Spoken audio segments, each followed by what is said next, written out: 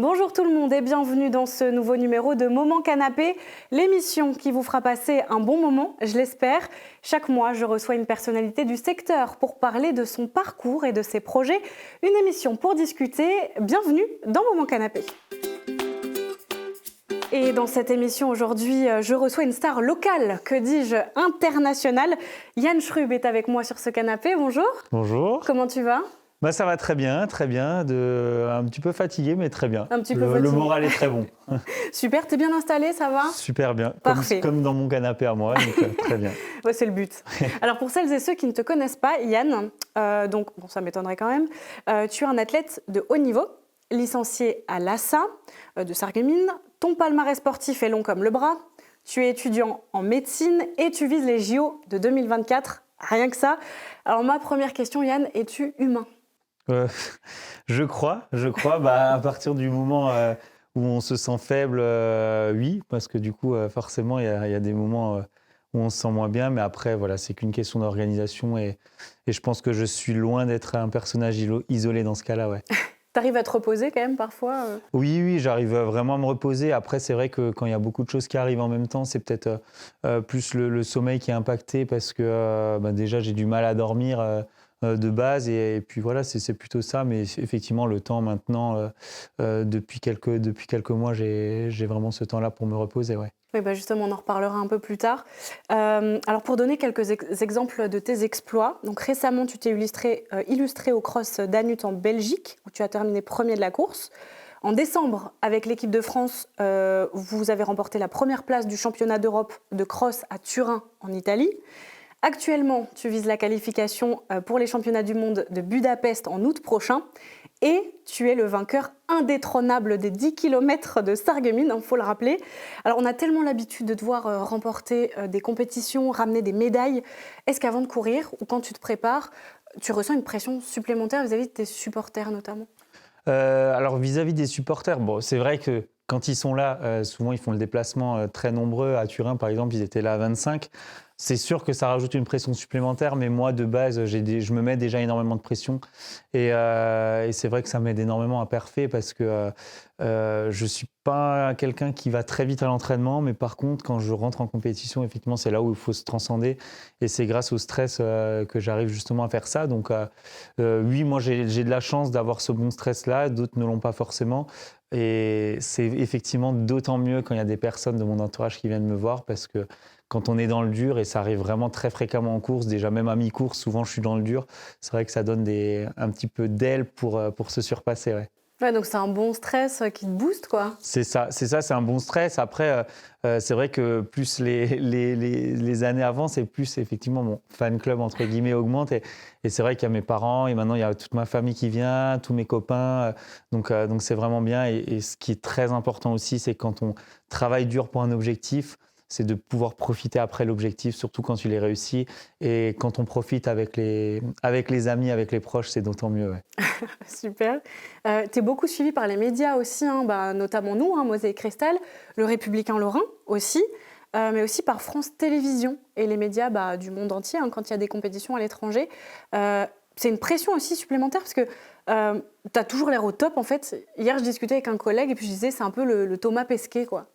Je suis toujours au top, non, parce que même si après les médias ils disent peut-être voilà j'étais champion d'Europe par équipe en Turin, j'étais 7e individuel et pour moi ça reste quand même une performance qui n'est pas très très bonne. Donc non, je suis pas toujours au top et comme tu le disais, en fait, je suis un peu plus médiatisé depuis cette histoire du mois d'août à Munich et ça m'a énormément fatigué. C'est que depuis le début janvier, fin décembre, que j'arrive vraiment à me remettre à fond dans l'athlé parce qu'au début, c'était très dur, trop de sollicitations et comme j'aime pas non plus trop ça, c'est vrai que c'était dur à encaisser. Mais voilà, je pense que maintenant, ce côté-là est passé et j'arrive vraiment à me remobiliser et c'est le plus important. Et en dehors du travail et du sport, par exemple, c'est quoi tes hobbies ? Alors j'en ai quelques-uns. Moi j'aime bien regarder des films. J'aime énormément le cinéma, donc Okay. dès qu'il y a des bonnes nouveautés au cinéma, je loupe pas des films que je peux voir. Après j'aime énormément sortir avec les copains. Donc je sors beaucoup, même si c'est pas forcément que pour faire des fêtes ou alors je fais souvent Sam. Mais ouais, j'aime bien me retrouver avec mes copains et je trouve ça super important. C'est pour ça aussi que je dis que quand on réussit, c'est aussi grâce aux personnes de l'ombre. Et je pense que voilà, tout mon entourage en fait partie, mais en tout cas, j'aime bien ça et aller au restaurant, voilà, comme tous les gens normaux, hein, mais voilà, j'aime bien faire plein de choses à côté, ouais. Et ça te permet de décompresser C'est aussi. ça. Après, j'aimerais bien aussi faire d'autres sports. J'aimerais bien toucher un peu à tous les sports. C'est vrai que pendant mes périodes off, je fais un peu de tennis, je fais un peu de bad. Voilà, j'essaie de faire. Bon, le foot, même en période off, ça commence à être dangereux parce que plus on prend de l'âge, plus on a le risque de se blesser. Et puis, c'est quand même un sport très risqué.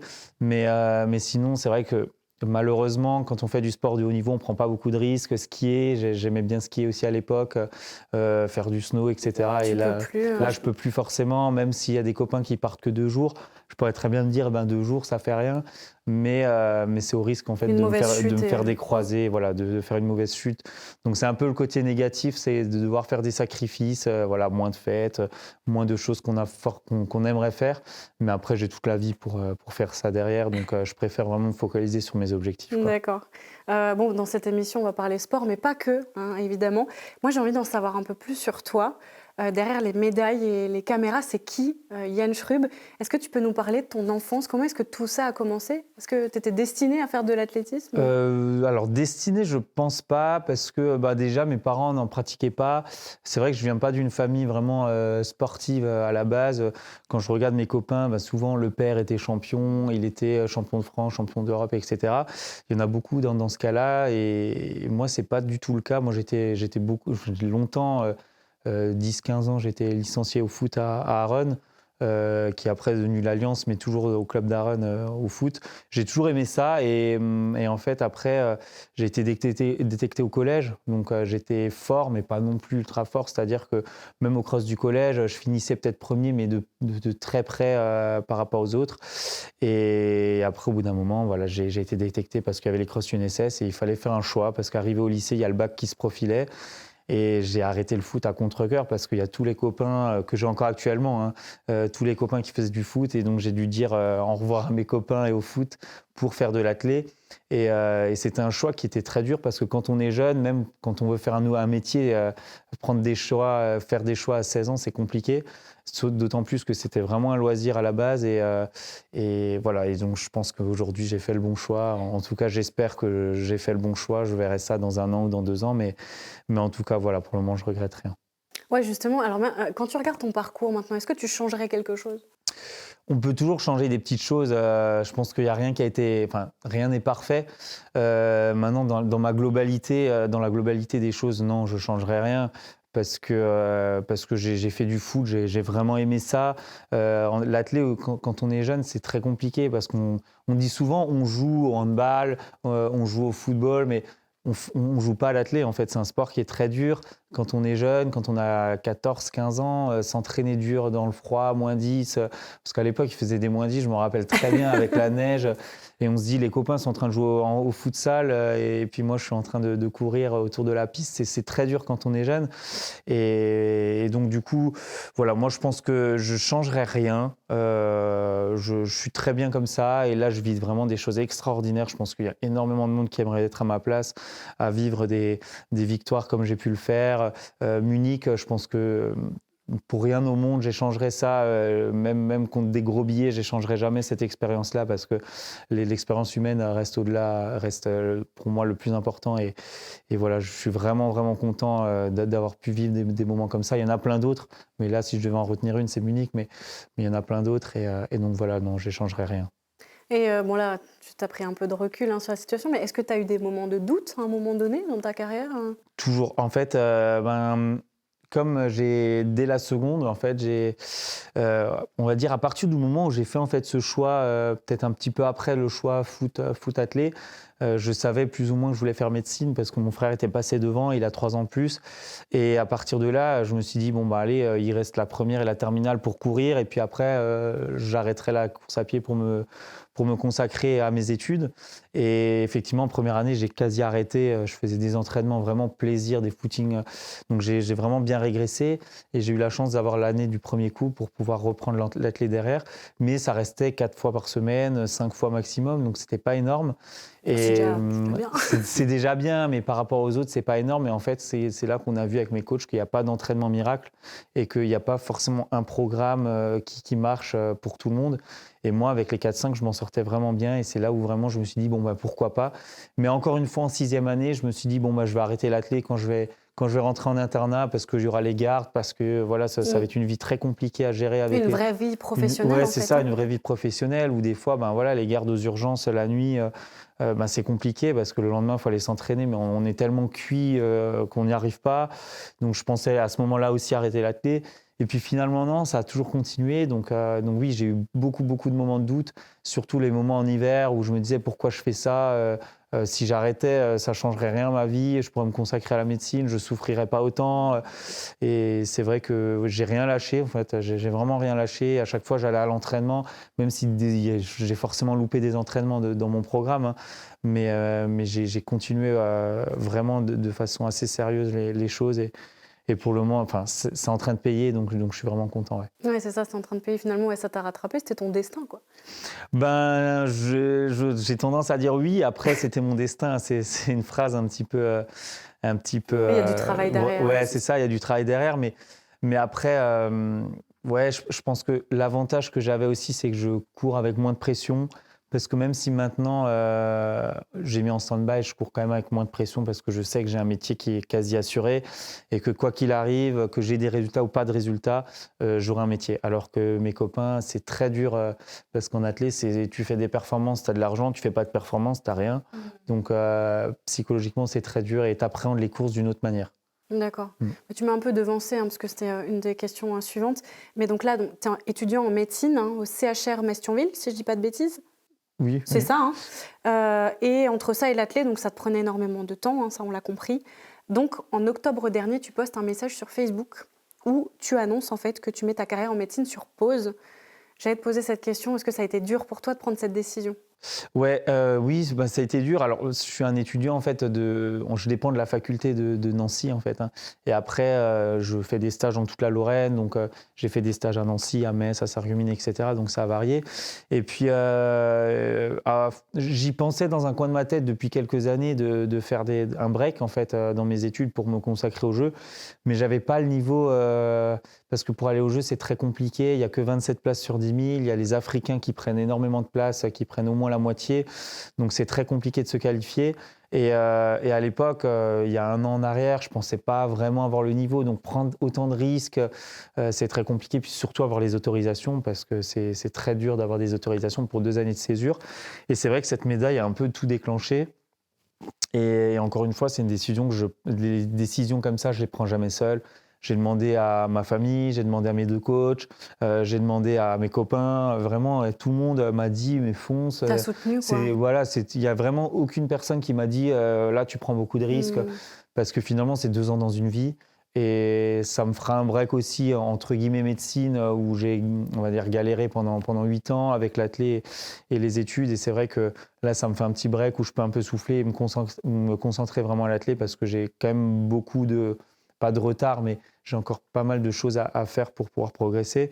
Et ça prend du temps. Donc voilà, tout ça fait que j'ai précipité les choses après la médaille parce qu'il faut battre le fer quand il est chaud, au niveau des demandes que la fac m'a accordé avec bienveillance et gentillesse, et puis au niveau des partenaires, parce que quand on n'est plus interne, il faut vivre de partenaires. Et du coup, ça, je l'ai fait aussi après la médaille. Donc, c'était une période très chargée pour moi. Mais voilà, maintenant, c'est passé. Comme je disais, c'était une période jusqu'au mois de décembre qui était très lourde. Et maintenant, tout est en place. Le projet est fini. Je peux me concentrer pleinement à l'athlé. Si j'ai envie de partir en stage, comme je l'ai fait avec mes 2 coachs, ben, je le fais. Si je veux partir en compétition avec mes coachs, je peux le faire grâce à mes partenaires, encore une fois. Donc voilà, tout ça, ça a des coûts. Tout ça, c'est financé. Donc, je suis vraiment content. Et maintenant, le but, c'est de foncer, de ne pas se poser de questions et de s'entraîner dur, quoi. Voilà, objectif championnat du monde et JO 2024. C'est ça. D'abord, étape par étape, c'est vrai que tout s'est bien profilé, c'est-à-dire qu'il y a eu les Europes l'année dernière. Voilà, j'ai pris une première expérience dans un grand stade à Munich. Deuxième expérience, c'est les mondiaux cette année. Donc, il y aura les mêmes personnes qu'aux Jeux. C'est vraiment la même start list. Mais par contre, ce n'est pas la même organisation. Même si c'est une très bonne organisation, les mondiaux, les Jeux, ça reste quand même au-dessus. Et c'est vrai que ça reste une dernière grande répétition. Donc, j'espère me qualifier pour les mondiaux pour me préparer au mieux pour l'année prochaine. Ouais. T'appréhendes un peu les JO, mettons que tu y vas, c'est quelque chose qui... C'est un rêve de gosse C'est ça, c'est un rêve de gosse. C'est un rêve depuis que je fais de l'athlé. Alors quand j'ai commencé l'athlé, j'étais tout jeune, donc mon rêve c'était d'intégrer l'équipe de France. Mais à partir du moment où j'avais intégré ma première sélection, c'était forcément les Jeux, tout le monde y pensait, et c'est ce qui fait rêver. Et d'autant plus que c'est à Paris. Donc là, je sais très bien que dans le stade, en fait, ce sera que pour les Français. En fait, ce sera vraiment ça. Il y aura vraiment que notre nom sera crié beaucoup plus de fois que les autres. Donc c'est ça qui est bien. Et puis c'est à Saint-Denis, c'est au Stade de France. Donc je l'avais visité une fois, donc c'était extraordinaire. Mais de courir dessus, je pense que ça doit être encore quelque chose d'autre. D'autant plus que c'est un 10 000, c'est 25 tours, donc j'aurai le temps d'apprécier les choses. Donc voilà, non, c'est un rêve. Après, appréhender, j'arrive quand même plus ou moins à me focaliser sur les objectifs à court terme. Parce qu'il faut quand même y aller par étapes. Avant de penser au jeu, il faut penser au monde. Et pour penser au monde, il faut penser au cross. Donc, je suis en ce moment en train de penser au cross pour essayer de me qualifier pour les mondes. Step by step. Voilà, c'est ça. C'est toujours penser étape par étape. Parce que si on pense à l'étape qui est trop loin, on risque d'en griller quelques-unes intermédiaires. Et dans ce cas-là, il y a tout qui capote. Donc, voilà, il faut vraiment être intelligent, faire les bons choix avec les coachs et pas se mettre trop de pression pour les jeux. Parce que c'est dans 1 an et demi, d'abord, on pense vraiment à l'essentiel, c'est de se qualifier pour les mondes. C'est ça. Alors, je vais changer de sujet. Donc, tu as 26 ans, bientôt 27. Tu as toute la vie devant toi encore, tu l'as dit avant. Si tu devais te reconvertir, que ce soit professionnellement ou sportivement, tu ferais quoi ? C'est une très bonne question. Alors, c'est vrai qu'il y a plein de beaux métiers. Journaliste, en fait, ouais, c'est vraiment un beau métier. Après, tout ce qui est innovateur, j'ai regardé encore un reportage sur Lego hier. Je ne sais pas pourquoi j'ai regardé ça, mais voilà. Et puis, je me suis dit, c'est vrai qu'être designer dans n'importe quelle entreprise, ça aurait été bien, avoir des choses comme ça. Après, designer, un côté un peu artistique. Ouais, c'est ça, c'est ça, un peu un côté où on ne compte pas ses heures, on n'est pas au bureau de 8h à 18h et on fait ses heures à compter. C'est vraiment trouver un métier où, même si on travaille plus, c'est pas compter ses heures et trouver des nouvelles idées à chaque fois, des choses qui sont valorisantes aussi. Un métier valorisant, c'est important. Et voilà, moi je pense que j'irais plutôt là-dedans. Après, forcément, il y a forcément des métiers un peu idéaux. C'est vrai qu'acteur, des choses comme ça. Mais bon, ça, encore une fois, c'est comme si on demandait à un enfant tu voudrais faire quoi comme métier, et il dit footballeur. C'est très compliqué. Mais après, dans le réalisable, ouais, je dirais ça, ou faire, être reporter, pourquoi pas. Reporter sportif ou ouais. Après, là, je suis dans le sport, mais pourquoi pas reporter tout court, écrire des scénarios, voilà, faire des montages, des choses comme ça. Alors, je suis pas du tout dans le domaine, mais donc je peux pas forcément dire si c'est simple ou pas simple.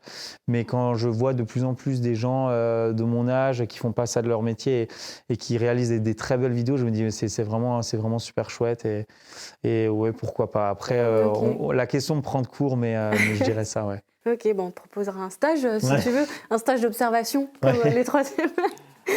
Merci beaucoup Yann pour ton honnêteté. Est-ce que tu sais quelle heure il est ? Non, j'ai pas de... T'as pas de montre ? J'ai pas de batterie. Moi j'en ai une, c'est l'heure de passer au moment quiz. C'est parti.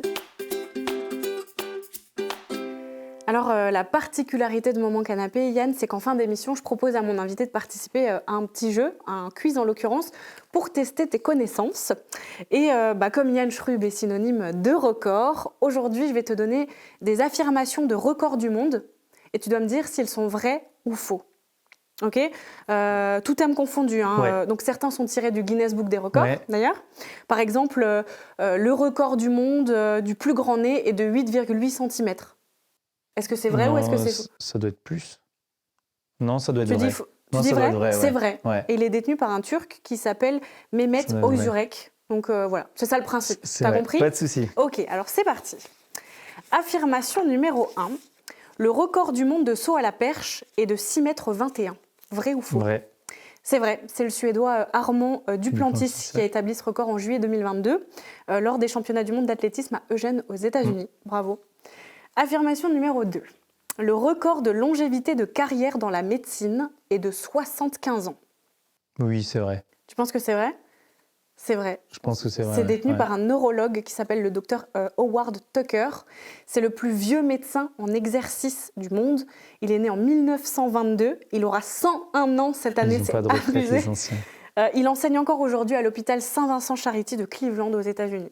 Ça me choque pas. C'est incroyable quand même. Les médecins de l'époque, en fait, c'est pas du tout comme la nouvelle génération. Ouais. Et ils sont très métiers vocateurs. Et donc, du coup, ils travaillent énormément. Moi, j'en connais, ils ont 70 ans, 75 ans encore maintenant qui travaillent. Donc, ça me choque pas. Ça me choque pas. Après, 75 ans de métier, ça reste quand même beaucoup. C'est beaucoup, ouais. Parce que je sais pas combien d'années il avait à l'époque. Je pense que ça devait être 6 ou 7, pas plus pour un neurologue. Mais ça reste quand même impressionnant. C'est impressionnant. Ouais. Ouais, il disait, j'arrive pas à tenir en place à la maison si je fais rien. Donc, ouais. Donc voilà. Et ben bravo. Et puis, plus on exerce, plus on est fort et plus on aime. Ah voilà. Affirmation numéro 3. Le record du monde du plus gros mangeur de métal et autres substances non comestibles est détenu par le Français Michel Lotito, alias Monsieur Mange-Tout. Ça te Je parle ? dirais faux. Tu dis faux ? Eh bien, c'est vrai. Depuis 1966, écoute bien, il a avalé un avion, 18 bicyclettes, 15 caddies de supermarché, 7 télés, 6 chandeliers, 2 lits, une paire de skis, un ordinateur ainsi que 400 mètres de chaîne. Et donc, en 97, il aurait ainsi ingéré près de 9 tonnes de métal. C'est incroyable. Et ça, c'est dans le Guinness ? Ouais. Et ils arrivent à le notifier parce que pour la santé, je pense que ça ne doit pas être très bon. Non, ça ne doit pas être bon. Et il est mort en 2007 à 57 ans, mais c'est pas son régime alimentaire qui l'a tué. C'est encore plus fou, quoi. Oui, c'est encore plus fou. Je ne sais pas comment il fait pour c'est digérer. dingue, hein. Je ne sais pas si ça sort par derrière, mais en tout cas, ça doit être... ça doit bien sortir par comme ça. Ça doit être impressionnant. Ouais. Mais en gros, c'est sur plusieurs années. Il mange, il découpe et il avale ça. Un avion, il a avalé un avion. Et c'est un record assez fou, spécial. Hein ouais. Je pense que je ne m'y lancerai pas. Non. Affirmation numéro 4. Le record du monde de la privation de sommeil est de 10 jours. Vrai ou faux ? Oui. Tu dis que c'est vrai ? Ouais, je pense que ça doit être vrai. Alors, c'est faux. C'est 11 jours. 11 jours, ouais. Et c'est l'Américain Randy Gardner qui l'a établi dans les années 60. Il a tenu 264 heures éveillé et ça lui a valu des troubles psychologiques. Ouais, crise paranoïaque, hallucinations, troubles de la mémoire et déficit cognitif. Et en fait, c'est l'unique détenteur du titre dans le Guinness Book des records parce qu'après ça, les homologations, ils ont été interdites. Ouais. Voilà, parce que ce type de record est très dangereux. Les sous-stimulation, il était suivi quand même par des scientifiques, par des professionnels de la santé. Mais bon, il n'était pas dans un super état. Dormir debout, non, ça devait être incroyable comme truc. Et donc, c'est dans les années 60. Okay. Je ne sais pas si aujourd'hui, on pourrait refaire un record je pense qu'il devrait interdire des records comme ça. C'est comme le métal, parce que ça pousserait des gens un petit peu... comment dire... la course à la gloire. Ouais, voilà, c'est ça. Donc, cortiquer de faire des choses comme ça, c'est pas forcément bien. Alors, dernière question, dernière affirmation, la numéro 5. Le record du 10 km de la Saint-Nicolas de Nancy est de 28 minutes 28. Je ne sais plus combien j'ai fait. C'est vrai ou faux ? Je dirais oui, c'est moi qui l'ai dit. C'est vrai, c'est toi. C'était 28-28 ce que j'ai fait cette année. 28, et ça a été établi en décembre dernier. Ouais. C'est toi qui as établi le record. C'est ça. Voilà. Nickel, très bonne nouvelle. Et super, écoute, je crois que tu as eu une seule mauvaise réponse, il me semble, sur le sommeil. Sommeil ou métal ? Ouais, je sais plus. Je sais plus. Sans doute. Ouais. Bon, en tout cas, c'était plutôt correct. Très bien. Donc, voilà, c'est tout. Merci pour ta participation dans cette émission. Ça t'a plu ? Très bien, très bien. Moment convivial, ça change des plateaux télé classiques, on va dire. Donc, non, très bonne idée, c'est innovateur et non. Avec plaisir. Ouais. Merci beaucoup. Donc, je peux dire que tu as passé un bon moment ? J'ai passé un bon moment. Parfait. Écoute, super. Et j'espère que vous aussi, vous avez passé un bon moment. Je vous donne rendez-vous donc le mois prochain pour un nouveau numéro de Moment Canapé. D'ici là, portez-vous bien.